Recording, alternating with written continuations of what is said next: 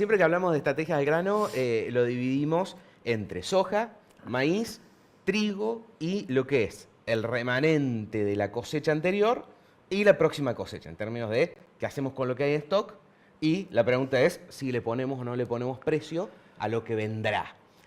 En lo que es soja, hoy estamos con un valor del disponible cercano a los $345. Sigue siendo muy buena oportunidad de venta. Hoy. Sí, viene siendo oportunidad de venta desde octubre en adelante. Sí. O sea, desde que bajaron las retenciones, se eliminaron temporalmente en septiembre en adelante. En ese momento nosotros decíamos preferíamos vender futuros que vender disponible por la cuestión cambiaria, porque vos vendías, recibías los pesos a los 7, 10, 14 días, de acuerdo al esquema de cada uno, y no sabías cuánto iba a estar el tipo de cambio. Si te tenías que dolarizar, te dolarizabas al MEP, que en ese momento teníamos una brecha, hoy la brecha está un poquito más baja, pero bueno, viene siendo oportunidad de venta. Lo cierto es que con estos precios no debería quedar un solo kilo de soja en manos de los productores, ¿no? O sea, en estos precios, si querés de acá a fines de febrero, como para decir, ningún productor, dueño o obviamente, muchas veces el productor que alquila lo tiene, pero porque lo debe y espera para no descalzarse, ¿no? Ofrecés dolarización como alternativa. ¿Hay alguna otra, teniendo en cuenta que vos también sos un asesor financiero importante, obligaciones negociables, etcétera, Sí, etcétera? bueno, el productor agrícola en general prefiere mantenerse en dólares. Por lo tanto, ahí justamente tenemos las obligaciones negociables como la primera alternativa para decir, bueno, che, tengo la soja, pero hoy no necesito, porque hoy no tengo Claro. compromisos. ¿Qué hago con esos pesos? De nuevo, el productor agrícola prefiere de alguna manera quedarse en dólares, obligaciones negociables que te rinden entre el 6 y el 7,5%. ¿Cuáles son las más comunes? Mira, O hacemos un chivo y no corresponde, no sé. no, es que si las tiro al aire, poca gente las va a retener, pero sí, tenemos de empresas de primera línea como Cresud, IRSA, como YPF, Pan American Energy, Vista. Bueno, hay varias en el mercado de empresas de primera línea que tienen muy buena reputación crediticia, Sí. que tienen buena liquidez. Pero lo cierto es que las tasas están más bien bajas. Fíjate, yo te digo 6,5, 7,5, 6, 7,5%. Es más bien bajo. Lo único que queda con buenas tasas hoy son los bonos soberanos, los que ahora se pagaron esta semana pasada, que básicamente son títulos del Estado, de la L30 y Sí, toda la curva, que están con rendimientos más cercanos al 10%, pero tenés que tener un poquito más de apetito por el riesgo. por el riesgo. ¿Y cuánto tiempo, lógicamente, para hacer algún negocio financiero hay que dejar cautivo ese bono? Digo, por el tema de la liquidez para el Sí, productor también, lo ¿no? que es obligaciones negociables se puede entrar y se puede salir en cualquier momento, los que es, y tienen mucha estabilidad. Entonces, es menos riesgoso obligaciones negociables entrar y decir, che, salgo el mes que viene y, uy, justo vendí más barato. Tiene muy baja volatilidad, entonces eso en general no pasa. O tiene muy baja probabilidad de pasar. De hecho, las obligaciones negociables, mientras más lío hay, menos rinden porque son muchas veces el Ujú. refugio. Eh, y después los bonos soberanos sí tienen más volatilidad, pueden subir y bajar. Entonces, si vos entras y tenés que salir a los 15 días o al mes y medio, justo puede haber habido una mala noticia, que Milei dijo no sé cuánto, que Caputo dijo no sé qué, y eventualmente los podés vender más barato y no te convino el negocio. Entonces, ahí sí es una cuestión de un poquito más de mediano plazo. Este primer semestre somos más o menos optimistas que si todos se siguen caminando, el riesgo país debería seguir bajando. Eso significa que estos bonos, más allá de lo que puedan devengar de intereses, deberían tener una Se pueden mejora de apreciar por capital. sí mismos. Exactamente, como pasó todo este último año, Claro. ¿no? Que bajó el riesgo país, entonces valen más el capital del bono, entonces terminás ganando en el corto plazo más que ese 10%. En un país Pero complejo donde hay todavía no sabemos. mucha demanda por dólares para pagar deuda. Bueno, un mercado que iniciamos este 2026 con un nuevo esquema cambiario, donde el techo de la banda ya no se mueve el 1% mensual, sino que se mueve con la inflación. La primera inflación que tomamos es la de noviembre al 2,5%.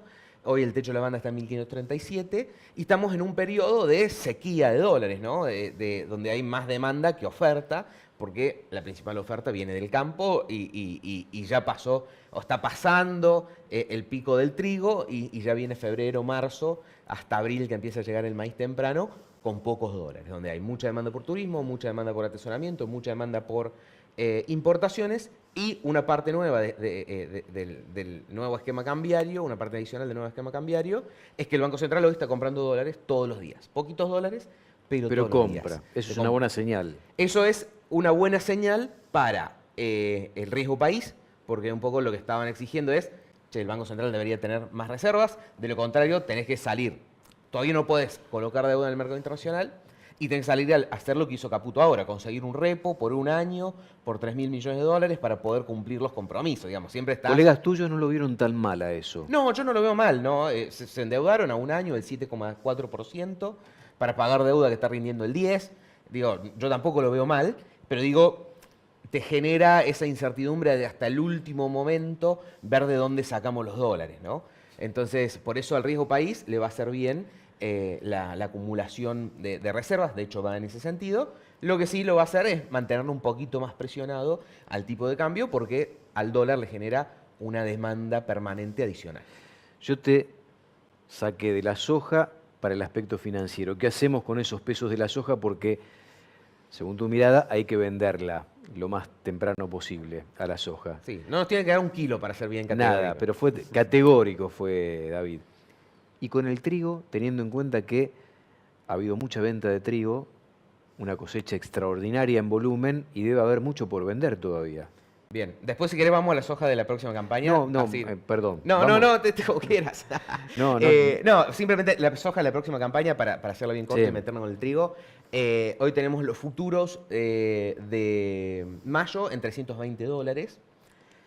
Hace un mes, $320 mayo no nos parecía tan atractivo, porque estábamos en un mercado internacional que no era alcista, pero empezaba a sumar noticias en ese sentido. Hoy se cortó eso a nivel internacional. Parece que viene buen clima en Argentina y Brasil, China viene con menos demanda de lo que se esperaba, entonces eso pinchó los precios a nivel internacional. Entonces hoy esos $320 que tranquilamente hace un mes conversábamos y yo le decía, la verdad, es buen precio respecto a todo lo que hemos visto en los últimos años, pero la verdad que no me atrae.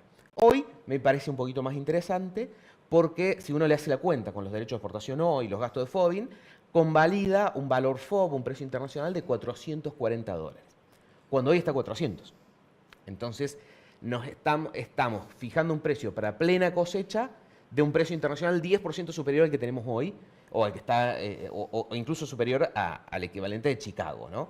Entonces, esos $320 me parecen lindo precio, no para vender toda la cosecha, obviamente nunca es bueno vender todo cuando tenés la presión de cosecha. Entonces yo diría, usemos ese precio para lo que preveamos que vamos a necesitar liquidez en mayo, en esos momentos de cosecha. Sí. ¿Tengo X compromisos? Bueno, ese es buen precio para fijarlo, pues estoy fijando un valor internacional más alto que el de hoy, justo cuando voy a tener presión de cosecha.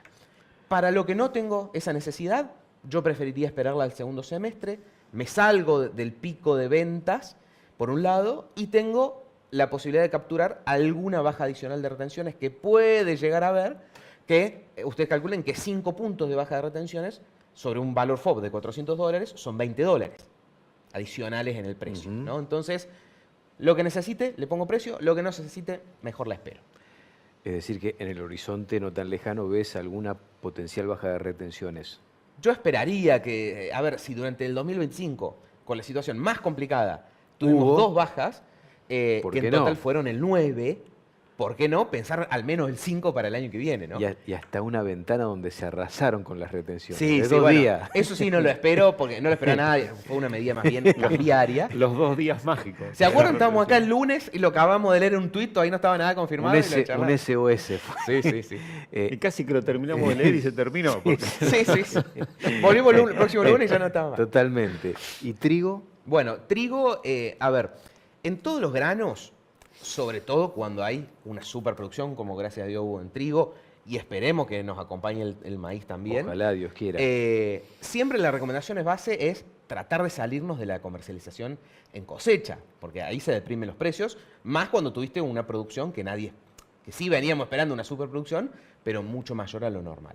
Entonces, en trigo siempre la idea es poder salirse, bueno, en todos los granos, salirse de los meses de cosecha. ¿Qué opciones tenemos acá? Mayo en $194, perdón, julio en $194. Eso es un 8% más de lo que tenemos vendiendo hoy, ¿no? Entonces, ahí sumamos más de $15 respecto al precio actual. Y 8% en 6 meses es muy superior a cualquier alternativa financiera que decíamos recién, 6,5, 7,5 anual.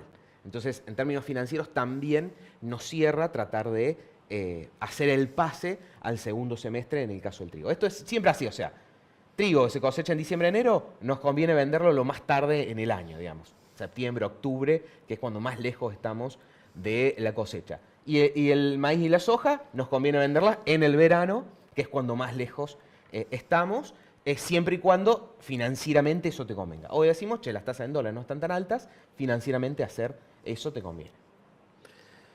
Me faltó el maíz, no sé cómo estamos en tiempo. No, el tiempo que requiera la explicación, porque está buena la explicación que venís dando, la verdad que es, me imagino, desde el lado del productor muy interesante, bueno, para tratar de valorizar más lo que uno hace, ¿no? Mucho esfuerzo tranquera adentro a veces se desperdicia con malas resoluciones desde el punto de vista comercial y financiero, ¿no? No, y además cuando decimos, si lográs sacarle a la producción 5 o 10% más de precio con estrategias de ventas, estás hablando de todo el margen. Totalmente. ¿No? De todo el margen. Totalmente. Entonces, por eso son muy importantes y yo siempre hablo de, el productor tiene muy profesionalizado el manejo agronómico, no tiene tan profesionalizado el manejo financiero y comercialización. Por eso decíamos, ¿no? Tan preocupado tranquera adentro y a veces se dilapida todo ese esfuerzo cuando tiene que comercializar el producto, ¿no? Tal cual. ¿Y con maíz entonces? Bueno, con maíz algo parecido a la soja, ¿no? Estamos con $200. Para ser bien categórico, el último día hábil de febrero. Por arriba de la capacidad teórica de pago. Una capacidad teórica de pago en $190. Claro. Así que por encima de la capacidad teórica, por encima de Chicago. Así que estamos en un precio que el último día hábil de febrero a los productores les debería quedar 0 kilos de maíz. Soja y en maíz. stock. Soja y maíz 0. 0, ¿no? Soja no sé si lo esperaría hasta el último día de febrero. Maíz siempre en esta época empieza a revalorizarse porque empieza a escasear un poquito más. De última, si esperás algo más que los $200 actuales, que creo que es muy buen precio para vender, bueno, ¿cuánto tengo para vender? X toneladas, lo divido semanalmente de acá a fines de febrero. Si tengo alguna duda que me pueden llegar a pagar más de $200. De lo contrario, vendemos todo. Recién dijimos las opciones en dólares. Los pesos hoy, las LECAPs están con un rendimiento arriba del 30%. Por lo tanto, si creemos en el esquema cambiario, no es mala alternativa con una inflación que se espera que vaya corriendo al 20%, digamos, el famoso carry. El año pasado nos hizo transpirar, ¿no? Nos hizo transpirar a fines de febrero, nos hizo transpirar en julio, agosto, septiembre. Digamos, esa estrategia nos hizo transpirar. ¿Qué son las el año pasado. LECAPs? Las LECAPs son los títulos en pesos del gobierno nacional de corto plazo, menos de un año. Después tenemos los bond caps, que la única diferencia es uno es menos de un año y el otro es más de un año, nada más. Que pagan una tasa fija. Hoy esa tasa, si yo la compro hoy, está en el 30-33% de acuerdo al plazo. Que es más que un plazo fijo eso. Que es significativamente más que un plazo fijo, está en el torno al 25-27%, y además tengo liquidez inmediata. Y yo tenés puedo que vender inmovilizar esa plata con la LECAPs un año, dijiste. No, esos son los plazos en los cuales vence, pero tienen liquidez inmediata. Yo en contado inmediato, se llama en la bolsa, lo puedo vender y disponerlo en el día. Digamos, no es que tengo que esperar al vencimiento. Obvio, si el productor es más o menos ordenado y tiene su flujo de fondos, puede comprarle caps que más o menos vayan de acuerdo a su flujo de fondos. Che, en tal mes tengo tal compromiso o algo, compro directamente una LECAP de ese mes por ese monto y lo tengo más o menos calzado. Pero de lo contrario, se pueden comprar y vender de manera inmediata.